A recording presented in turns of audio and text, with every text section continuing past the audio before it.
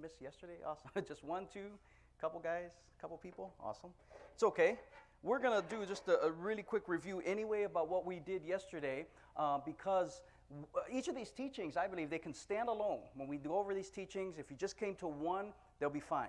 If you only come to one, you'll get enough out of that one teaching, I think, to be able to equip you and to kind of challenge you a little bit and help you defend your faith in that particular area. But each one of these teachings, they will build on the other. So we're going to go over that a little bit today, and we'll continue on further with the rest of the teachings for today, and we'll go on. For those of you who may not remember, my name is Calderon, and I am part of a ministry known as Ratio Christi, which my main hub and my main place of teaching is over at Purdue, what used to be known as Purdue Cal. It's now Purdue Northwest. I still say Purdue Cal. I've been training myself to get out of that, but Purdue Northwest, right there in Hammond, Indiana.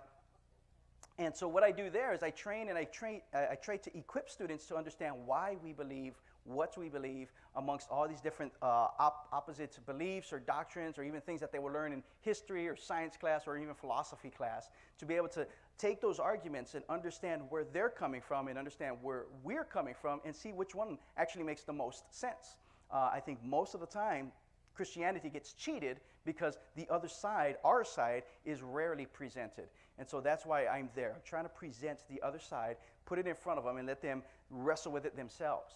A couple things I didn't mention yesterday, I forgot to mention about, I want to share with you, if anyone's interested after this week, if you want to go further, over at Cola's Bookstore on the 27th, which is a Thursday evening, I'm going to be talking about, did the apostles die for their faith?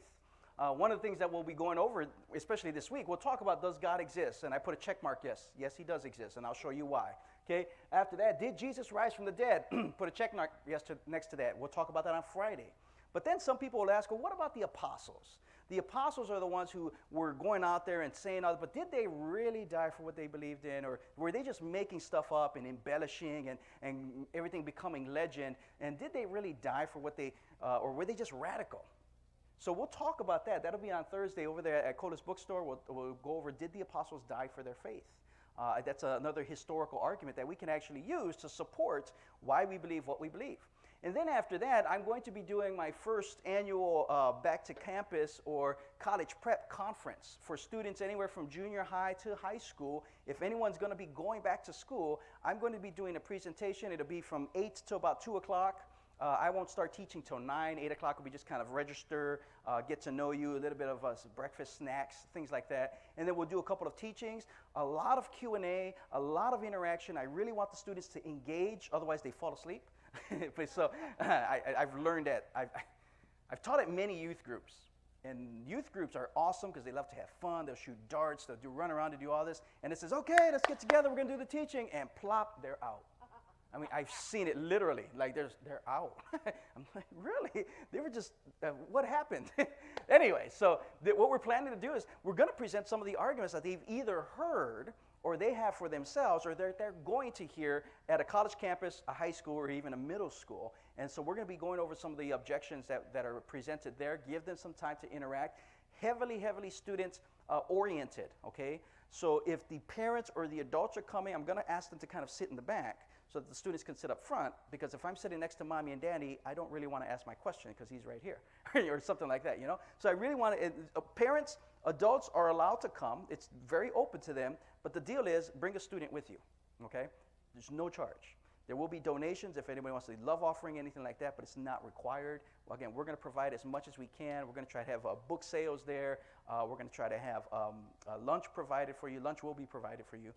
Things like that. So if anyone's open to that, that is going to be on August 12th, okay, right in the middle of August, just a couple weeks before school starts. So I encourage you, if you're interested in that, that's on Facebook. All my events are on Facebook. If you're looking for us on Facebook, Ratio Christi at Purdue University Northwest. Go to that page. You'll see everything there. Or you can look up my name. And everything I share is on my page as well. It's a big commercial for me. That's what Facebook is. All right, so we ready? All right, we're going to go ahead and we're going to do a little bit of review. I don't know if the sound is working. If it doesn't, I'm going to test it. But yesterday we talked about, does truth exist? And for those of you who were here yesterday, does truth exist? Yes. Yes. Why? Right? Why do we say truth exists? Anybody give me a quick example or an explanation? Again, the biggest problem Christians have is we can't articulate our faith. So I'm asking you, Can you articulate to me why you believe truth exists? Anybody? Volunteers, yes. How is that true? Okay, you can say, yeah, if somebody says that there is no truth, you can say, well, how is that true? Yeah, anybody else? How do we know that truth exists? Okay, it's been tried.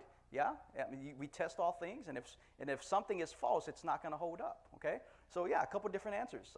Anybody else? One more. Just an idea. How would you say to somebody that you know truth exists? Nobody. What's one of the laws that we talked about yesterday? Law of non-contradiction, right? That is a self-explanatory law. Because of the law, such as the law of non-contradiction, which says that two things that are opposite cannot both be true at the same time in the same sense. In other words, the earth is either round or it's not round, but it cannot be both round and not round at the same time. One of them has to be true, the other has to be false. So, and another way to say we know that truth exists is that it's self-contradictory to say that truth doesn't exist. Because as soon as, and that's kind of what you were leading to, it's self-contradictory to say truth doesn't exist. Because in saying truth doesn't exist, you're claiming something is true. Okay? So you just defeat your own argument. Okay? So I don't know if this is, okay. Welcome to the 1 Minute Apologist. 1 Minute Apologist. If you had 1 minute to be able to unpack for the audience, we interview the world's leading apologists to provide credible answers to curious questions. Welcome to the 1 Minute Apologist. My name is Bobby Conway, and I am here with John Stonestreet. Good to be with you, John. Yeah, thanks. Thanks for having me on. The question I would like to ask you today is, do teens have a hunger for truth in their life? Yeah, I think it's a rumor that they don't, that we're just all, that this generation's all about experience. It's the postmodern, the post-Christian, the post-truth generation. I just don't think that's the case. I think for two reasons. Number one is truth exists, right? So whether we want truth or not, reality has this tendency to smack us in the face. We can deny the law of non-contradiction, but when we cross the street, we've got to make a decision. It's either the bus or me. The other thing is, though, that we live in an age of information. That's what sociologists, historians call this time period. And of course, the reason is that all of us are absolutely assaulted with information from every different direction, uncontextualized, unargued, just there. It's so noisy. And so, the fact of the matter is this information is not neutral. It's loaded with ideas. It's loaded with assumed definitions of things like truth and God and love and freedom. We get sold a bill of goods.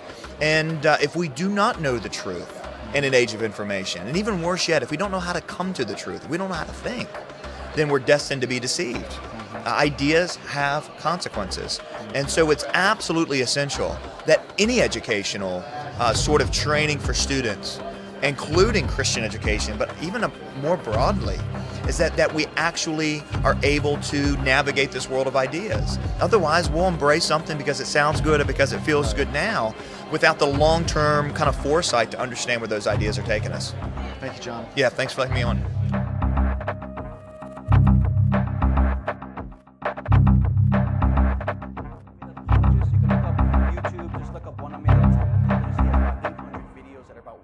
To 3 minutes long with quick little quirks like that. And John Stonestreet, one of the top apologists coming up in our country today. I had the pleasure of meeting him early last year. Great guy. He's written a couple of new books. Just one of those new guys who's out there just planting out the truth. And so very important, I think he kind of laid out all of 1 hour yesterday in about 90 seconds there. But some of the things that we learned about the truth about truth is, first of all, we learned that contrary beliefs may be possible, but contrary truths are not possible. Okay, you can believe whatever it is you want to believe, and they could contradict themselves as far as your beliefs go. But when we're talking about absolute truths, you cannot have contradicting truths, right? Either the world is round or it's not round. Either Christianity is true or it's not true. It cannot be both true for you and not for me. It doesn't work that way. If it's true, it's true. And if it's false, it's going to be false, because something else will claim to be true. Secondly, we learned, that you can believe that everything is true, but everything cannot be true. Okay, so again, truth matters a lot, and it's going to have serious consequences on our lives. And thirdly, we talked about objective truth cannot be denied without first being affirmed. Again, we talked about this. If someone was to say that there is no truth, they first have to borrow from truth in order to tell you that there is no truth. They have to make a truth claim, right? Or somebody says there are no absolutes. Well, they have to borrow from an absolute truth and say that there are no absolutes and throw it back at you. So they constantly are borrowing from truth to say that there is no truth. And so it's self-contradictory to say that there is no truth. And that's how we know that truth must exist. So that's the question one. Question two today is, does God exist? Now that we can know something is true or false, we can now look at God and say, does God exist? Is it true that he exists, or is it not true that he does not, or that he doesn't exist? I think I just said it the same way both times. Is it true that he does exist, or is it true that he does not exist?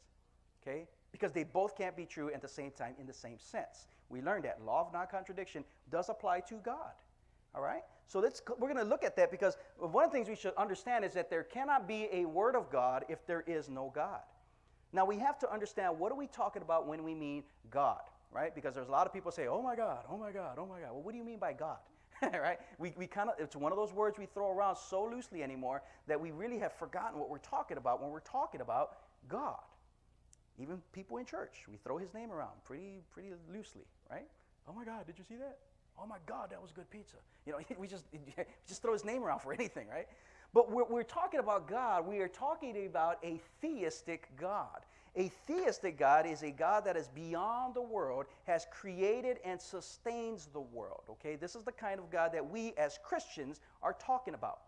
Just like what a painter is to a painting, right? Michelangelo, who is the author of this painting, Michelangelo paints this painting. His attributes are expressed into the painting, but the painting itself is not Michelangelo.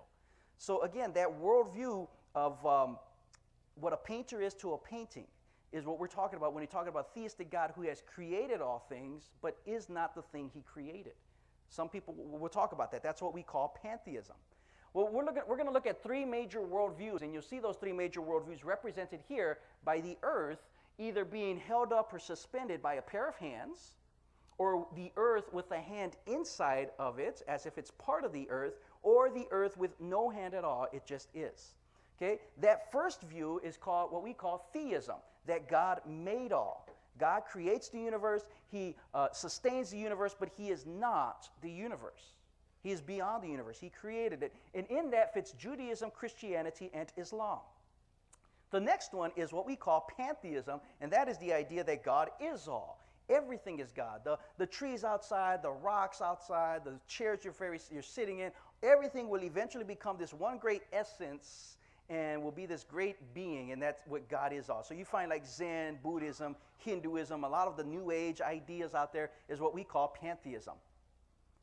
Probably the most popular form of pantheism, where I get my pantheistic fix, is when I watch Star Wars, okay? Where there's the Force. You've got the good and the bad, the light and the dark, but it's all even, and it's not very personal. It's at your control, and one day when you die, you'll become part of it. All that, that's pantheistic, and that's what we're talking about when they say God is all. So there's the idea that there's a good and bad and no personal being. That's pantheism. Lastly, the third one, with the earth with no hand in it, that was atheism, that there is no God at all. You have religious humanism, secularism, materialism, and on it goes, that there is no God, there just is. So if we were to define religion as the ultimate reality, how we got there, where we're going, and all the things in between, everyone, if we take it and understand it that way, everyone is religious to some point. Richard Dawkins, the world-famous atheist, he has his own ideas of how we got here and where we're going. He believes it was kind of a cosmic accident and that we're going nowhere, but that's in a sense his religion, right? And everyone's also a fundamentalist. We all have fundamentals. Again, just like Richard Dawkins, who wrote his book, The God Delusion. Okay? He has his own fundamentals, and he believes that there is no God, there's no objective morality, and therefore everyone, to a certain extent, has their own faith and should live according to that faith. So if he believes that there's no God and there's no morality, he's going to try and live that out. So, what's that? Yeah, how can you not have religion? And I think that's impossible. If we define religion as your worldview, the way that you look at the world, the things that you believe, and because of the way you believe, you're going to act on those beliefs. And if that's what we define religion as, or worldview, then everyone has that. Does that make sense to you? Does that? No? Okay. Because religion always been based on church. Not necessarily. Well, again, we have to go. What's that? Yeah. Again, in your culture, from your growing up, that may be very well true. So what we're talking about is, I guess I would switch that and say, let's call it a worldview, the way that you look at the world. And based on how you look at the world and based on how your ideas on how the world should be, you're going to act according to that worldview. Okay? And some people, their worldview is going to be based on their religion. Some people, their worldview is that God created all things and therefore he asks us to be moral, and so I'm going to act a certain way. Other people will say, because they don't go to church, they probably don't use the word religion, they'll say, well, I don't believe that there is a God. I believe evolution has created us to be where we're at, and because of the choices we made, we're here now, and based on that, I'm going to make decisions to even be better tomorrow. So does that help? A little bit clearer?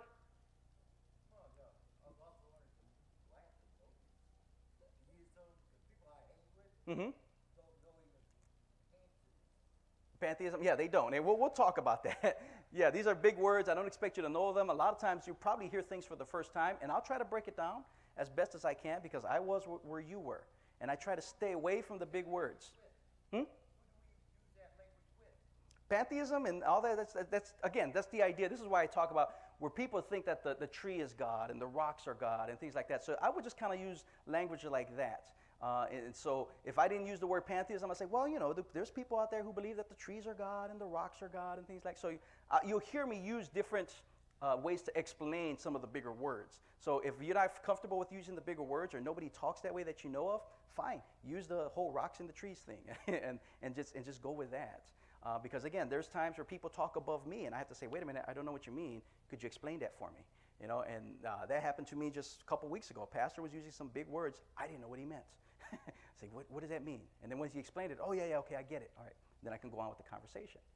So that's what we're going to do today. We're going to kind of look at these three different worldviews, and we're going to actually try to figure out which one of these is true, okay? Because they can't all be true. Not at the same time in the same sense. Law of non-contradiction. We can't do that. So what I want to do for you today is we're going to present three arguments for the existence of God. Okay, there's more than three, but we're just going to go over three. And the first one I want to share with you is known as the cosmological argument. Okay, big word again, I know. But the cosmological argument just means how everything came into being, or the beginning of all things. Okay, so we're going to look at how everything came into being, right? Because if the universe had a beginning, then it needs a beginner. Second, again, I'll give the big word and the small word, the teleological argument, or when we look at the world, we notice that everything is intricately designed. It has a very specific design to it.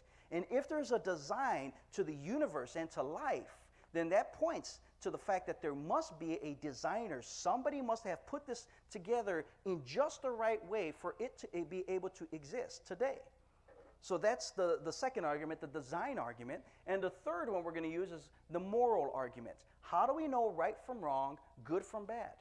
And who gets to determine that? Is it us? Is it something that's beyond us? Or is it might makes right? Or is it based on our religion or our worldview? How do we know what's right and what's wrong?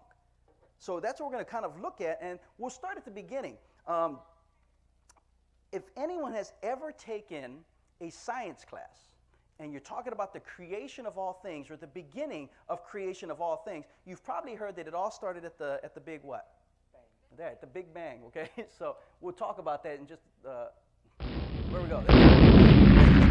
So yeah, the Big Bang, all right? Now I speak at many churches, and sometimes this gets a little shaky ground here because some people say, well, wait a minute, we're Christians. I don't know if we believe in the Big Bang. I don't know if we're supposed to be talking about the Big Bang, right? And so I plainly just come out and say, well, I'm Christian, and I believe in the Big Bang, okay? I just know who banged it, all right? I happen to know who is the Big Banger, okay? So it all had to start from something. Now, some people don't like to use the word Big Bang, okay? For whatever reason that may be, fine. We're talking about creation, right? You believe in creation. Yeah, I believe in creation. We're Christian. Okay, that's what I'm talking about. But some people, most people will probably know it as Big Bang. It's not a change in any of the thinking. It's just a changing in what we call it. If you talk to a physicist, they're going to call it singularity, okay?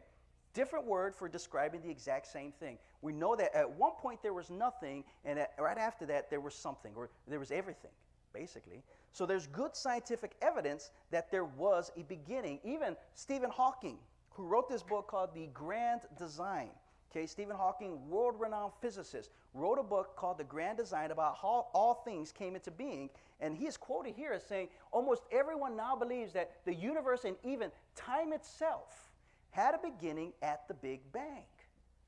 So at one point, time didn't even exist. Matter did not exist. Space did not exist until the Big Bang, or into creation came up to being. And Stephen Hawking is an atheist. There's an agnostic known as Alexander Vilenkin, a Russian cosmologist. And he says, with the proof now in place, cosmologists can no longer hide behind the possibility of a past eternal universe. There's now no escape. They have to face the problem of a cosmic beginning. Now, what I like about that quote is that there's specific language in there that's weird for a scientist to say. He says we have proof in place.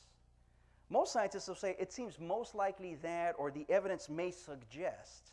But here he is, an agnostic, and he says there's proof that we have that the universe has always existed. So you can't hide behind the idea that the universe has always been there or has lived in the past eternity, because if the universe has always been there, we don't need a creator. But he says now, because of the scientific evidence, we have proof that the universe came into existence, and therefore we need a creator. We need an explanation for how this all came into being. So he says you have to face that problem. Why is it a problem, that cosmic beginning? Because now you need a beginner. So scientists usually don't use that. If space, time, and matter had a beginning, then again, the cause must be outside time, space, and matter. Thinking of a timeless, spaceless, and immaterial cause gets a little bit too close to God, so that people would try to explain that away. If the universe had a beginning, it needs to have a beginner. The universe exploded into being out of nothing. And I want to show you some of the implications of some of the things, some of the proof that we have that we can understand how this all happened. And we're going to use an acronym known as SURGE, S-U-R-G-E. These are 5 lines of evidence of having almost everyone in agreement that there was a beginning of the universe out of nothing. And the first one is known as the second law of thermodynamics. Okay, I'm going to list them real quick and then we'll get into it. The second law of thermodynamics basically tells us that as time goes on, the universe is running out of usable energy. Okay, it's like a battery that's just dying down. And all the scientists know, one day the sun is going to burn out. Okay, don't worry, it's not for a couple million years. All right, we got time. But there's only so many hydrogen atoms in the sun. Eventually, it's going to burn out. So how does that show a beginning? We'll talk about that. There's, again, what's known as the universe is continually expanding. We'll talk about that. Radiation afterglow. The fact that there was a big bang and there's still some evidence of the fact that it's still cooling off. We'll talk about that. Great galaxy seeds. There's a very specific wave pattern that's happening in the universe that scientists can look at and say, this is the reason why galaxies were created, because of this very specific wave pattern that happened after the Big Bang. If there was no Big Bang, this wave pattern would not exist, but we found it. And then lastly is Einstein's general theory of relativity. We'll talk about that when we get there. Very simple. Second law of thermodynamics basically says the universe is running out of usable energy. If we left a flashlight burning on the stage here and we left it here until next week, turned it on, left it on, walked away, came back next week, and looked at this flashlight, what would you expect to happen to that flashlight? Yeah, it'd be dead, or it'd be very, very dim, unless you have like those special alkaline batteries, whatever, something like that. But, you know, typical batteries that you get from Walmart or something like that, the flashlight's going to be very dim, or even, if not, dead. And that's if I left the flashlight burning overnight, a week, or forever ago. What happens if I left that flashlight on forever ago? It'd be dead. It'd be absolutely dead by now, right? What happens if we look at the sun and say, well, the sun has been burning since forever ago? Well, the sun should be dead by now if it's been burning for all of eternity in the past. But it hasn't. It's still here. It's still with us. That lets us know that it has not been burning for all of eternity. It's been burning for maybe a long time. But to say that the past has always been there and that the universe is eternal wouldn't make sense, because we still have a sun burning. In fact, if it's been burning for all of eternity past, nothing should be burning anymore. It should all be burnt out by now. It doesn't make sense for it to say it's still burning today. So we still have a sun. We still understand how that works. And again, when we look at that flashlight, we would expect it to run out of energy. The same thing with our sun. The same thing with all the things in our universe. Everything should be burned out by now, but it's not. So that lets us know that it has not been burning forever. The universe is not eternal. So the second law of thermodynamics actually affects everything that we know about the universe. Secondly is what's known as the universe constantly expanding. There's a man named Edwin Hubble back in the 1930s. You see him there with the pipe? Good old Edwin Hubble. He was sitting there, and he was at his telescope. He was able to sit there and look from the Mount Wilson Observatory, looking through his telescope, and being able to watch the galaxies. Anybody ever hear of the Hubble telescope, right? It's outside of our atmosphere. It takes beautiful pictures of the galaxies. It's out there just orbiting the Earth. That was named after him because of his work at this observatory in Pasadena, California. In 1929, Hubble's looking through his telescope here from Earth, and he notices that all the galaxies are moving away. They're expanding. There's a red shift around the galaxies, what lets him know that they're moving away. None of them are coming closer, and he gets the idea that the universe is still expanding, and that if he gets the idea, if we could just pull it back and reverse it, if time was reversed, it would collapse back onto itself and then come back to nothing. So the fact that the universe is moving in a direction, expanding, lets us know that there must have been a point of creation where everything is expanding from. And the good scientific theories that we have usually predict good future discoveries. In other words, if Hubble was right, he could then make some predictions about the next thing we'll find. In 1948, scientists began to believe that the beginning was an explosion. Just, bam, everything's just coming out from the middle. And Sir Fred Hoyle, who was an atheist and believed in what's known as the steady state theory, that the universe has always been here, he called it the Big Bang as a joke. He's like, what, you just think there was just Big Bang and everything came out of everything? He's like, yeah, that's what we believe. Well, if that theory was correct, that great explosion, if it was true, then there should be some remnant heat out there to let us know that after this Big Bang, this explosion happened, we should be able to find some of this heat. But no one bothered to look for it until two scientists that were working in Bell's Labs over in New Jersey, they discovered it by accident. This brings us to the R in surge, which is known as the radiation afterglow. If the Big Bang happened and it was a big explosion of heat and energy, then there should be some remnant heat. There should be something left over for us to discover, and it's exactly what happened when these two scientists, Ronald Wilson and Arnold Penzias, discovered what's known as the radiation afterglow from the initial Big Bang itself. Okay, that's that remnant heat. It's what they call like the smoking gun of the Big Bang. Anybody remember those old guns? You shoot the gun, and then after the bullet's gone, you're still holding, there's still smoke coming out of the barrel. All right? This is what the Big Bang or radiation afterglow is like with the Big Bang. Boom, something happened, but there's still some heat out there. Anybody have any of those old tube TVs, right? Some of the older folk in here, you have those old tube. And then you're watching TV late at night, all the lights are off, you're in the bedroom with your TV, and eventually you get up, you turn the TV off, no lights in the house, but you look at the TV, what do you see? Yeah, you still, the little dots, or the screen is still a little bit light, right? What is that? That's remnant heat, still in the TV. And so we see that because we know at one point it was on, we cut it off, and now here it is. We still see some of that. That's kind of like an idea of what the radiation afterglow is in our universe. So these agnostic astronomers, Robert Jastrow, again, who was believing in the steady state theory, he started to understand this and look at this, and they discovered that. But that wasn't the end. Scientists believe that if that explosion happened this way, that there should be very fine temperature variations. In other words, kind of like layers of these temperature variations, and it should be very fine-tuned in how this all looked.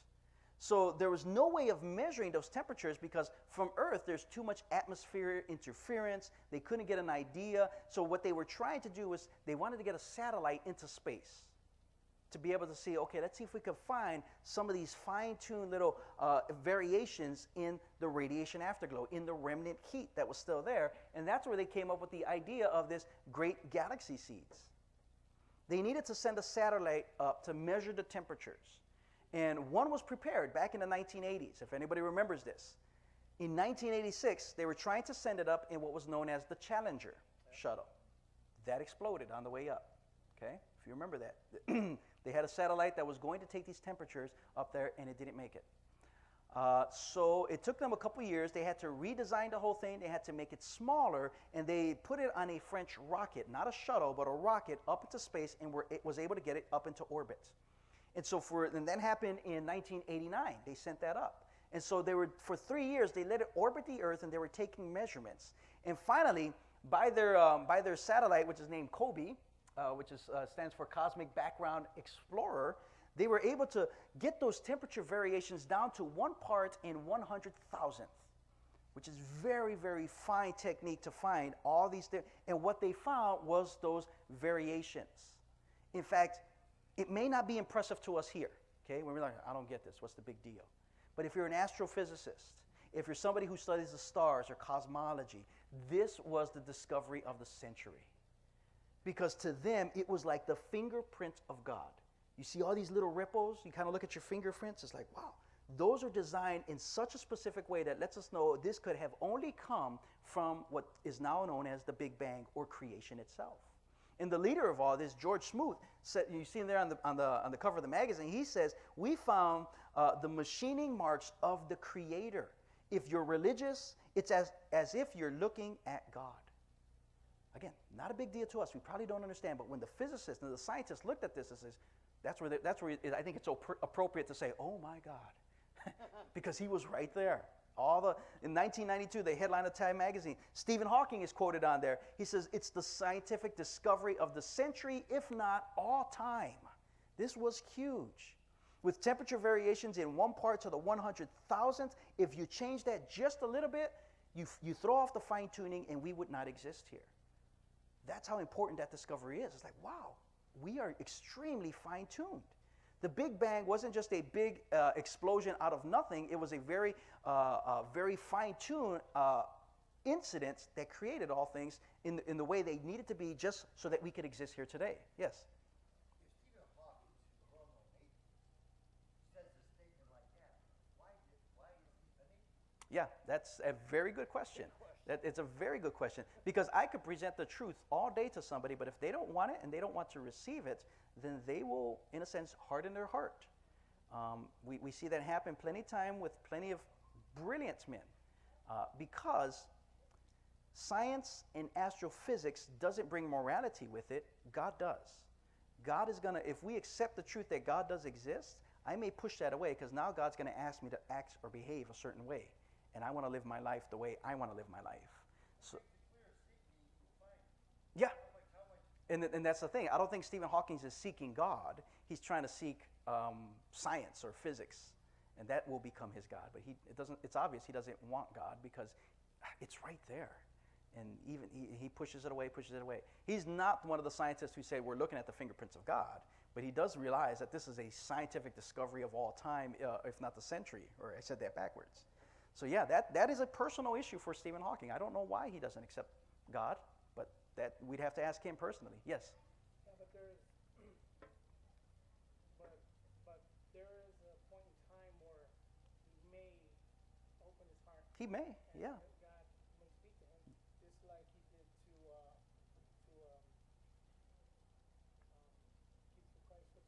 Lee Strobel? Yeah. Yeah, so he may come to Christ. We don't know. There's been plenty of strong atheists who were physicists and scientists who waited for a long time, and eventually they come around and they accept God as their Savior. And some of them have written books on atheism. I have their books, and then I have their books when they became Christian. So it's pretty fun. I love having both sides. But yeah, maybe Stephen Hawking will, as far as we know today. Yeah. So yeah, all the information in. But if you are going out that far, Mm-hmm. and you came as close as saying just 1/10 of something wrong, the whole thing would be gone. Right. Something that's out of your control. Yeah, and we'll talk about that. He's come up with loopholes and ways to get around that and things like that, and it's all become imaginary, but he holds to different claims. Yeah, and that's again where you have to explain yourself around it. So they'll come up with so many different things. And so yeah, this is what we're trying to do. We're trying to equip you so that when we run across these things, we can look, it's really simple. And then the main thing is we want to build that relationship with them to kind of get them to understand why we believe what we believe. The E is known for Einstein's theory of relativity. In 1917, his theory showed that time, space, and matter had a beginning, and that they were correlative. You can't have one without the other. You can't have time without space. You can't have space without matter. You can't have matter without time. They all need each other in order to exist. And when he discovered this, he himself admitted he didn't like it. He called it irritating. This bothers me. I don't like this discovery. It's funny. I mean, when's the last time mathematical formulas bothered you? Right? Probably when you were in school. You guys still remember that? Okay? So it shows that you need an absolute beginning. And so in order to avoid this, Einstein, he wanted to keep the universe as eternal forever, so he put in what he called the cosmological constant, which has later been known as the fudge factor, because he did what a third grader knows not to do. In his formula, he divides by 0 in his equations. You don't do that, right? My kids know that. I taught them that in homeschool. You know, you don't divide by 0. You can go straight to hell for that. No, they don't. No, they don't. They know you don't divide by 0. It just doesn't work. But Einstein, the great Einstein, did this, and in the 1920s, the error was discovered. And in 1929, Hubble, who we just talked about, he sees the evidence in his telescope, contacts Einstein and says, "Hey, Al, you got to get down here." Right? Because everything that he predicted in 1970, he's actually seen it. So in 1929, he calls Einstein. In 1931, Einstein makes the trip to Mount Wilson Observatory and actually sits in Hubble's telescope and sees it for himself. Look at Hubble, you see the pipe? That's him. Okay? Got to have the pipe. And after seeing the red shift, Einstein finally admits a beginning. All that, he says, I see it, I understand it. There has to have been a beginning, a creator. He says, now, all I want to know now is the mind of God. Everything else is just details. Up until that point. Now, I don't know if he became a Christian. He grew up with a Jewish background and history. He never claimed any sort of faith or religion. But I can tell you that if you were to walk up to Albert Einstein today and tell him that the universe has always existed and never need a creator, he'd probably look at you like that. Okay? You're crazy. We all know that there was a beginning, and therefore we need a beginner, right?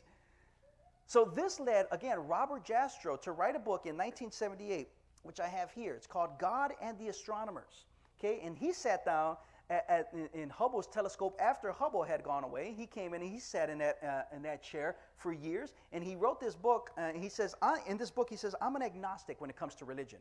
In other words, I'm not really sure if we can know anything or what we can know. But he says this on page 14. He says, astronomical evidence leads to a biblical view of the origin of the world. The essential element in the astronomical and biblical accounts of Genesis is the same. Right? And he later said in a later interview, by the way, this is a picture from the Hubble telescope. This is an infrared picture of Saturn. It's not a painting. Beautiful. I'm telling you, we get beautiful pictures from the Hubble telescope. And Robert Jastrow goes on to say, astronomers now find that they have painted themselves into a corner because they have proven by their own methods that the world began abruptly in an act of creation to which you can trace the seeds of every star, every planet, every living thing in the cosmos and on the earth, and they have found that all this happened as a product of forces they cannot hope to discover, that there are what I or anyone would call supernatural forces at work is now, I think, a scientific proven fact. Wow. That there are supernatural forces at work that have been proven by science. Now, why would an agnostic astronomer say that it's scientifically proven? Why couldn't he just say, well, nature created the universe? Well, because nature cannot create nature, because it doesn't exist yet. That's, again, one of those self-contradictory statements. Yes? What they're now saying, though, is aliens Yeah. created all this. That's right. But they're trying to back up and say, okay, that happened, so now it was aliens. Aliens. Again, we'd rather have aliens than God because aliens don't bring morality with them. And the other thing is, that really doesn't solve the case. That just takes us back a step further. Where did the aliens came from? Who created the aliens? Yeah. So, yeah, that's what we'd have to do. So one of the things that we get accused of a lot in Christianity, I don't know if you've heard this before, but they accuse us of using God of the gaps. What is God of the gaps? That is, wherever it is that you stop in your understanding or you can't explain anything, you just throw God in there. Say, oh, well, we don't know how, but God did it. Oh, I don't know how, but God created the lightning, or God created this, or God, and so it's just all God. We don't know how, but we just trust. That's that God of the gaps. Anytime you don't know anything, you just throw God in there. God works in mysterious ways. All these cliches that we say, that really irritates some of the students or scientists out there. But again, why is this not God of the gaps? Because we can't find a natural cause for nature. It's never going to happen. It's like saying one day I'm going to give birth to my parents.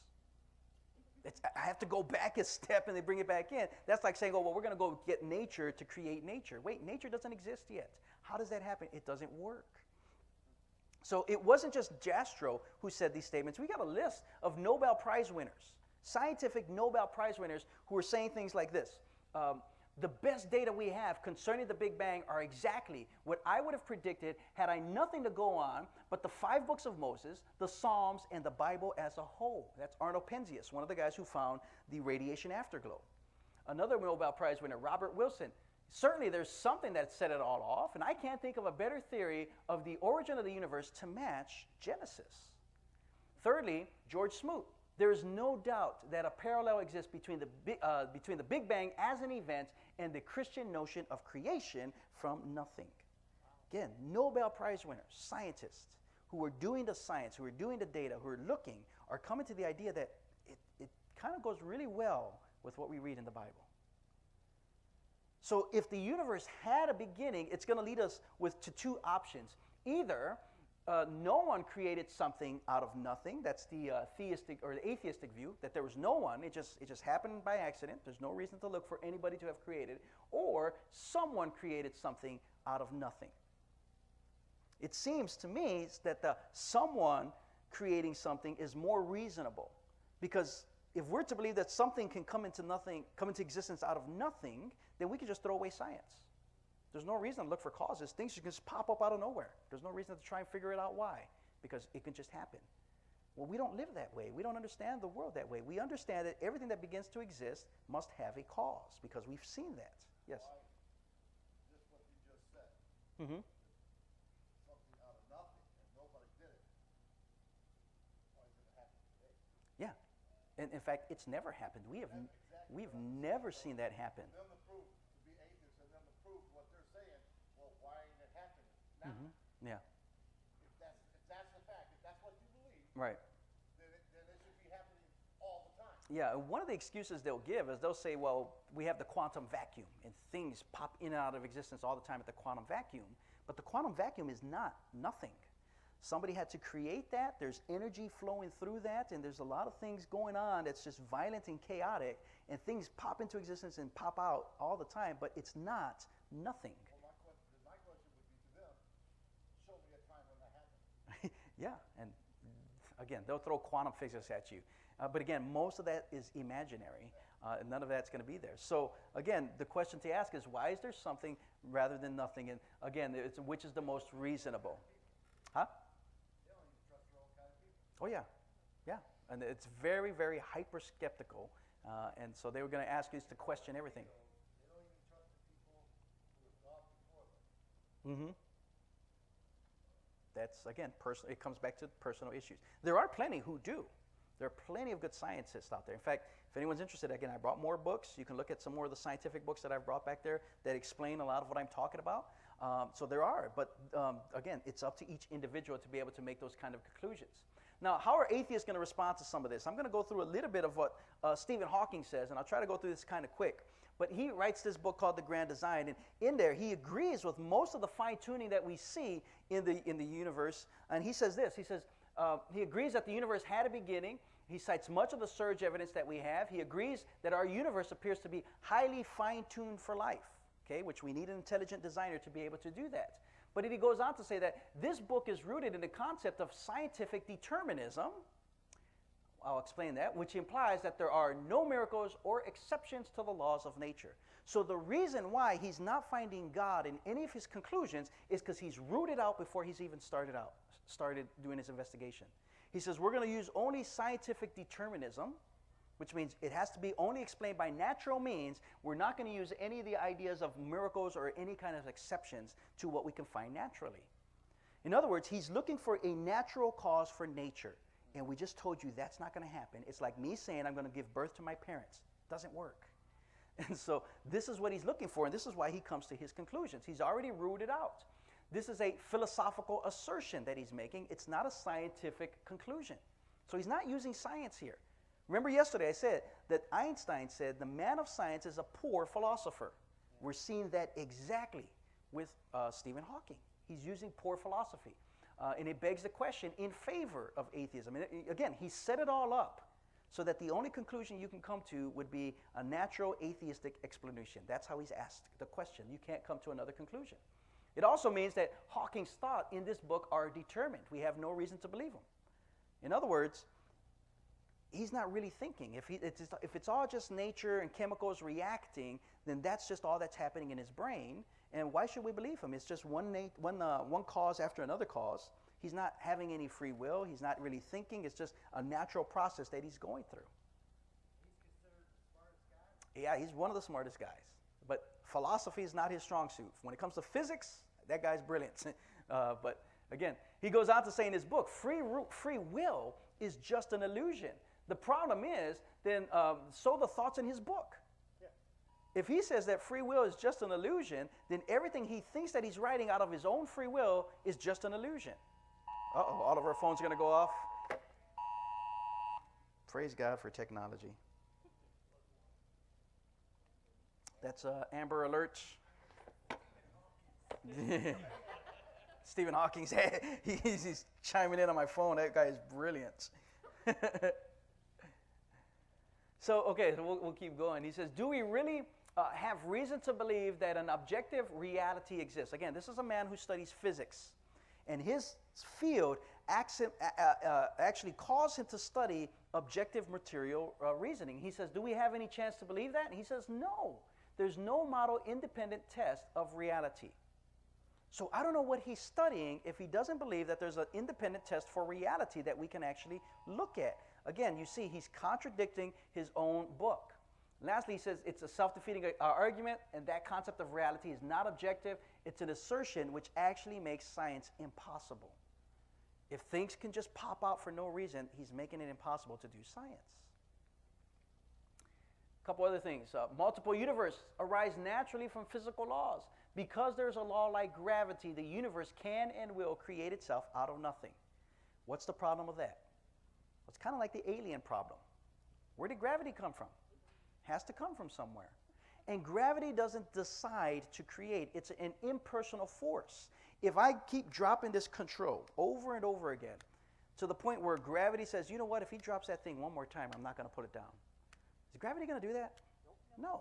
Why? It's not a personal force. So he can't decide to create. And this is what Stephen Hawking is saying. Because we have a law like gravity, galaxies can come in. But again, all physical laws, including gravity, had a beginning that needs a cause or a beginner.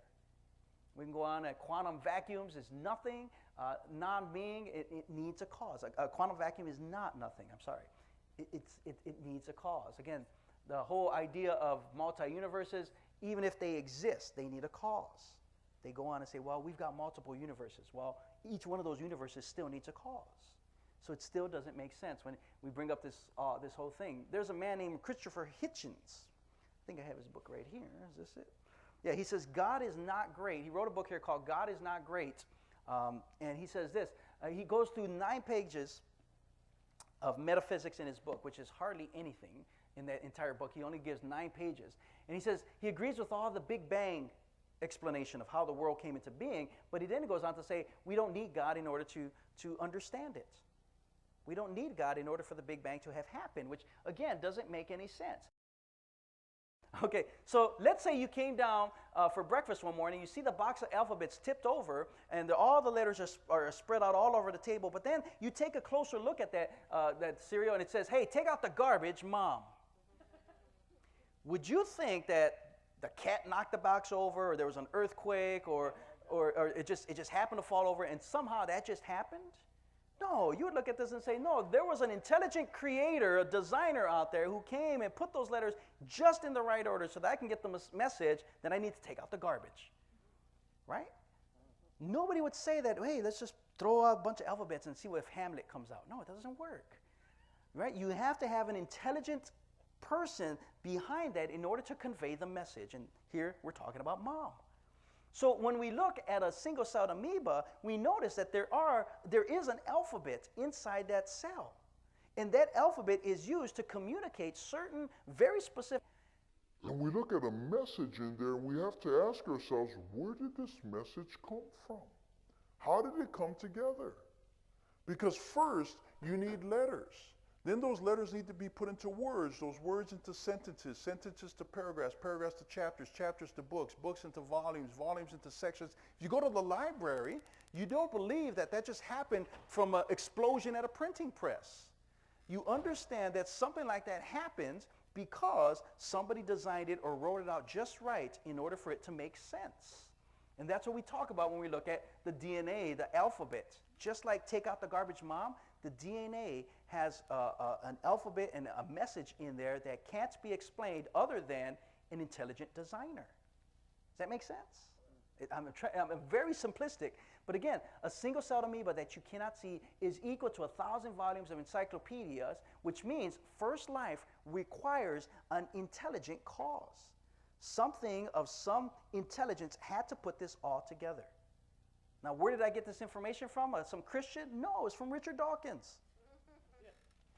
Richard Dawkins, in his book here called The Blind Watchmaker, makes this assumption, shows us how much design and information is on the living things, but he says, but you don't believe it. You don't have to believe it that it was actually designed. I know it looks designed, but you have to constantly remind yourself that it's not designed, right? Well, if it looks like a duck and walks like a duck, and right? If it looks designed and works designed and has the evidence of design, then I'm going to go with the idea that it was designed. But he wants us to, we have to constantly remind ourselves. Again, this is not what we call God of the gaps reasoning.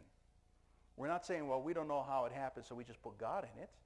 We say, look, we found information, and from everything that we've ever known or studied, information only comes from intelligent beings. Anybody go to the beach yet this summer? Beach, yeah? You see the sun and the sand. Did you walk down the sand and look down and say, it says in the sand, John loves Mary, and say, hey, honey, look, come look what the wind and the waves did. No, nobody says that. Even when it says John loves Mary, nobody says that because we realize when it says John loves Mary, it's conveying a message. And these letters came together, and we understand that intelligence had to be behind that. So we understand that design is evidence towards God. Now, last point, morality. How do we know good from bad, right from wrong? Because we all know it. Yeah, we know it. So yeah, we'll go into that. Let's see. If there is no God, there's nothing wrong with this. Okay? If there's no God, can't argue. You may not like it, but you can't call it wrong. If there's no God, brace yourselves. If there's no God, there's nothing wrong with that. Holocaust. Okay? But what's the difference between Mother Teresa and Hitler? Who was good and who was bad? Mother Teresa lived a very selfless life. She sacrificed a lot of her time and efforts for needy people. Hitler decided that he was going to create the superior race by eliminating a whole classification of people, and therefore the better people, the supreme people, were going to be the ones who survived. And so he thought he was going to, how do we know who was good and bad, right from wrong? Because everything Hitler did was completely legal in his country. He could just go ahead and do whatever he wanted. He had the backing from his political leaders to be able to do all these things. How do we know that was wrong? Well, an example I like to give is a map of Indiana. Let's say I'm trying to draw a map of Indiana, and I'm not very good at art, so I need some help. I've got map A and I've got map B, and they're not quite done yet, but I need some help. Which one of these maps would you say is the better map of Indiana? B. Why would you say B? Okay, because it's closer to the shape. So what she's saying is she has a real unchanging standard of what the real Indiana looks like. And because she has a real unchanging standard, she can now look at the other two and say, this one is better than that one. But if there was no Indiana, it doesn't matter what I draw. You can make it up, however you want it to look. Just draw whatever you want and say, that's what Indiana looks like, because we have no standard. And that would be completely fine. But because we do have a real standard, we can now look and say, this one is better than that one, and it's an unchanging standard. Now, the same thing happens when we look at Mother Teresa versus Hitler. If I'm going to say one is better than the other, I need a complete perfect moral standard of what good looks like in order to measure them up and to be able to say this one comes closer to the standard than that one. And if there's no perfect moral unchanging standard, then it doesn't matter who does what or which better. It's preference. It doesn't matter what's good or what's wrong, what's bad or what's not wrong. So, give you an example. If morality was placed in our hands, humanity's hands, we'd mess it up. In fact, we have messed it up many times before. Okay? 2 examples I like to give is, first one, slavery. In our nation, slavery at one point was considered to be a good thing. You were financially beneficial if you had slaves. It was a rise in social status if you had slaves. You tell, hey, I've got this many slaves. How many of you got? Oh, wow, hey, he's really well off. He's got a lot of slaves. That was the mentality. Why? Because the law was you could own slaves, and we put the laws in our hands, in human hands, and we made bad decisions with it. Today, nobody would ever think of owning a slave and actually being public with it. Now, was slavery ever right? No. When we put it in our hands, we said it was okay for a long time until somebody stepped up and started to change the laws. But was it ever right? No. Why? Because there was a perfect, moral, unchanging standard that told us the whole time it was wrong. But some of us can deny that or suppress the truth or push it away. The other example is abortion. Before the 1970s, nobody would have ever thought having an abortion, at least not publicly. Today we have abortion on demand. Why? We put the law in our hands and we changed the laws. And you see where we're at today. Was abortion ever wrong? Yes. Taking the life of an innocent third party is always wrong. But when we put it in our hands, we will mess it up. So what we need is an unchanging real standard that is beyond humanity in order for us to be able to measure up whether or not something is right or wrong, good or bad. If not, we put it in our hands, we're going to make wrong decisions. Yes? The reality is, if Mother Teresa did not accept the Christ, she's going to hell. If Adolf Hitler accepted the Christ before he committed suicide, we'll see him in heaven. So. I mean, that's it. Yeah, there's still that grace. But again, when we're looking at good and bad as far as what we determine as what is good and what is bad, based on their actions that are public and that's out there, we can look at that and say, well, it's not based on my decisions or my ideas, it's based on an external, beyond humanity standard that exists, and it has to be a perfect standard. Otherwise, we'll get the wrong ideas and we'll justify our own actions. In other words, if I decide to lie, we know that lying is wrong. But I say, oh, but I was lying for the greater good, right? We would try to justify our wrong actions. So it's not so much by our actions that we understand right from wrong, good from bad. It's from our reactions. If someone lied to you, you would immediately know that's wrong. Because your reaction is, why did you lie to me? Why didn't you tell me the truth? We talked about this yesterday. Everybody wants to know the truth. Don't lie to me. But, oh, I only lied to you because the person who did the action will justify it. The person who's reacting will immediately discover what's right or wrong, good or bad. When somebody steals from you, you immediately know that's wrong. You shouldn't be stealing from me. Oh, I only stole because I need to save my family or to feed my family, right? You would try to justify why you did something that was wrong, but we all know stealing is wrong. This is why we do it secretly. This is why we do it without trying to get caught, because we inherently know what's right or wrong, good from bad. And this is what we're trying to say. We need that perfect moral standard to be able to discover that. So, is there no objective morality? If there isn't, then the Nazis were not wrong for doing what they were doing. Loving is no better than rape if there is no God. Freedom is no better than slavery if there is no God. Religious crusades are not wrong if there is no God. Tolerance is no better than intolerance. And you can't complain about the problem of evil if there is no God. So we need God to be that perfect moral standard of where we get good from bad, right from wrong. Otherwise, we're not going to be able to justify our complaints. It's just going to be your opinion versus theirs. We need something that is beyond us to be able to say, I recognize. And what we call that thing that is beyond us, God. It's proof that we know God exists. In fact, C.S. Lewis wrote an amazing book called Mere Christianity. He talks about how do we know good from bad, right from wrong, or fairness from unfair. His complaint was, as an atheist, my argument against God was that the universe seems so cruel and unjust. But how had I got this idea of just and unjust? A man does not call a line crooked unless he has some idea of a straight line. What was I comparing this universe with when I called it unjust. In other words, he saw the injustice. But how does he know it's wrong? Because somewhere beyond humanity, he had an understanding of what was right. And again, we understand that perfect moral standard to be God. So again, just to kind of clear this up, what we are not saying about atheists, we're not saying that atheists can't be moral. Atheists can be. They can be very moral. They just can't justify it. Another thing is, we're not saying that atheists don't know morality. Some of them actually do what morality is, because it's written in our hearts. Everybody knows right from wrong, good from bad. Okay, so we're not saying that, but what we are saying is that atheists can't justify their morality. They can only theorize about how we might know murder is wrong. The atheist provides immaterial objective standard that establishes why murder is wrong. They can't justify it, though. It's just basically their feelings or what they feel is makes right, or 51% argues. An immaterial objective standard of justice requires a theistic God. So again, we need God to be able to look at this and to discover who's right and who's wrong. Go back to Christopher Hitchin.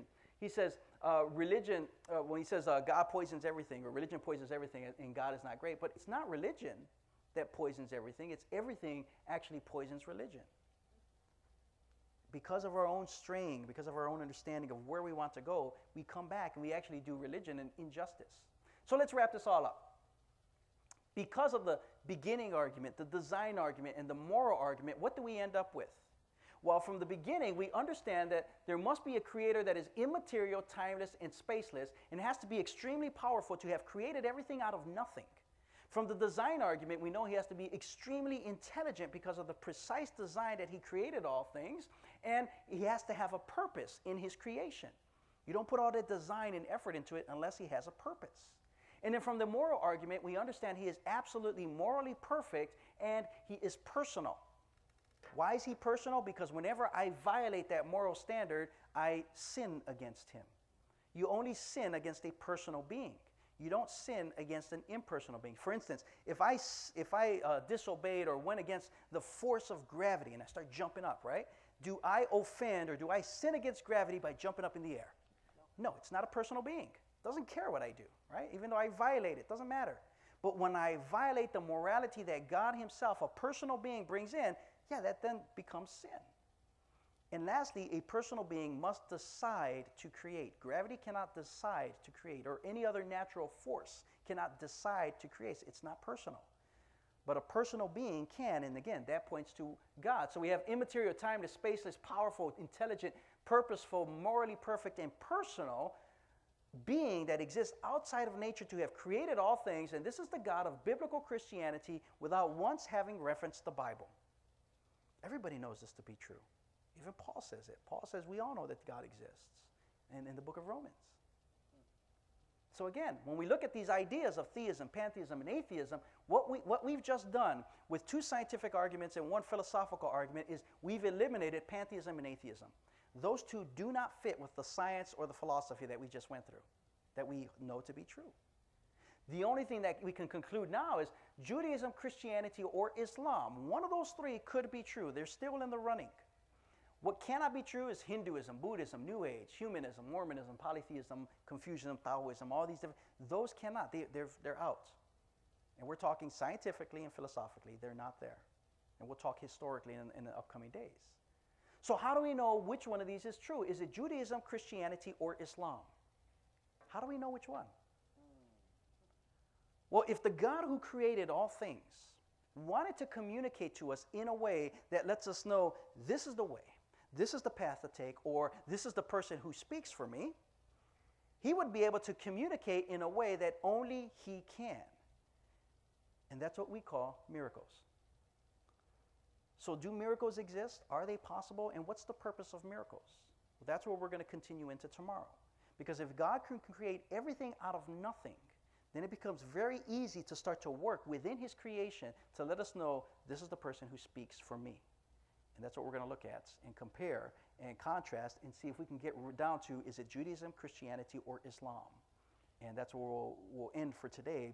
And I'll take any questions if you have any, but this is where we're going to end. I think we have good scientific reasoning to understand that there is a beginning, therefore we need a beginner. There's good design, therefore we need a designer. There's moral law, therefore we need a moral law giver. And all of those have to be beyond humanity because we'll mess it up. Or either we can't do it or we'll do it completely wrong. So does anybody have any questions, thoughts, or ideas or comments on anything that and I know it's a lot. I don't expect you to remember it all. I know they're recording it. You can go back and review. Or just take a little nugget of it and just hold on to that and